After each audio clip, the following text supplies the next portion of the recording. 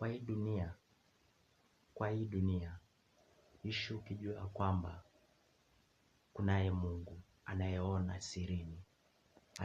sirini. Usitegemea kwamba unafanya vitu kisiri kwa Mungu hakuoni.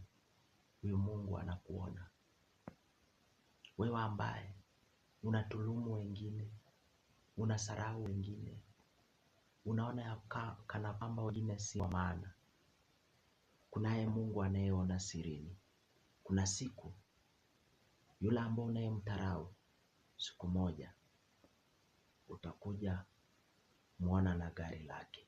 Utakuja muona akichenga, akiwa na shamba lake, akiwa na watoto, akiwa na utajiri. So, heshimu watu, penda watu, ishi na watu. Maisha yako